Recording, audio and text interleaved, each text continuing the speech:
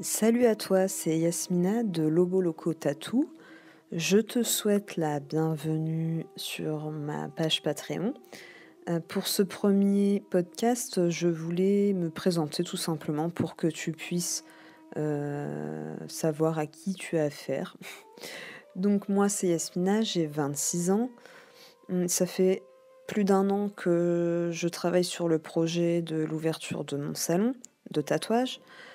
Donc, je veux ouvrir un salon privé, spécialisé dans le handpoke. Donc, prochainement, je te ferai, des petits podcasts pour, rentrer un peu plus en détail, voilà, si ça peut te servir dans tes futurs projets ou pas. Ou si juste, tu es curieux ou curieuse de savoir un peu comment ça se passe. Donc moi, ça fait, plus d'un an que je suis sur ce projet. Donc au début, c'était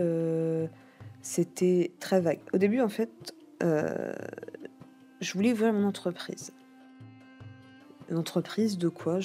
Voilà, et j'ai fait des études de marché, j'ai regardé un peu les choses qui me plaisaient, on va dire «mes passions» entre guillemets, parce que je suis un peu une fille, multi-passionnée.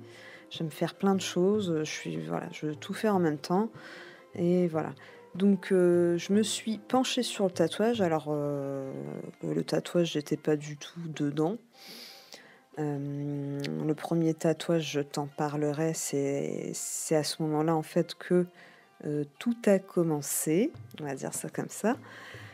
Donc au fur et à mesure, au début, je m'entraînais en fait, au dermographe et je me suis très vite intéressée au handpoke parce que je me sens plus à l'aise.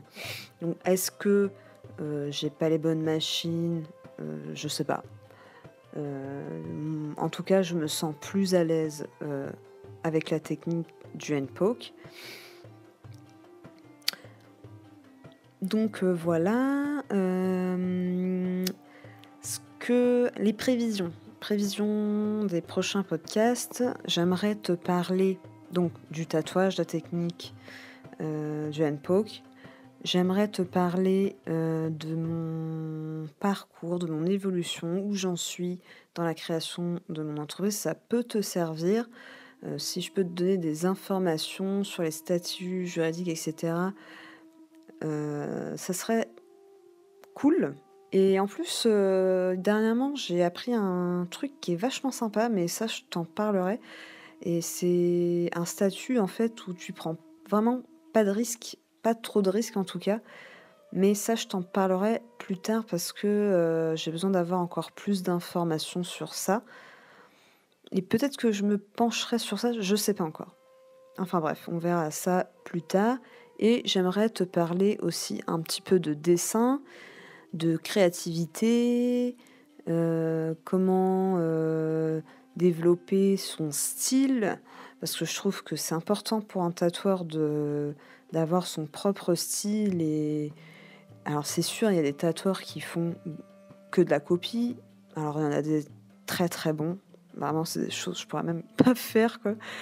Et t'en as bon, voilà, quoi. Mmh.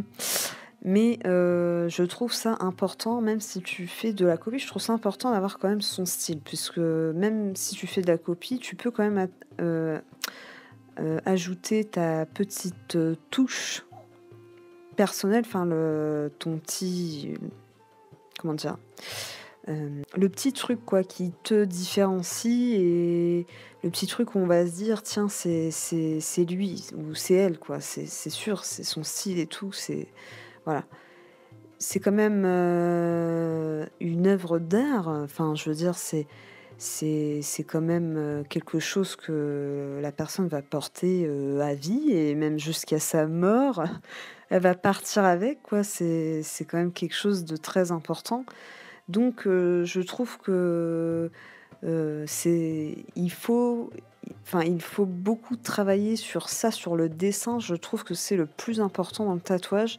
C'est sûr, il y a la technique à apprendre, mais ça, c'est vraiment, c'est vachement, si tu sais pas dessiner, au bout d'un moment, dans le tatouage, tu vas être limité. Donc voilà, ce que tu vas retrouver un petit peu sur, ma page. Donc je vais essayer de faire pas mal de podcasts parce que j'aime bien et c'est plus simple pour moi que, parce que j'avais pensé à faire des vidéos, mais bon, j'ai pas le matériel. Alors là, je te dis, je suis avec mon téléphone, j'ai que ça, donc me filmer avec mon téléphone, j'ai déjà essayé, c'est franchement pas terrible, quoi.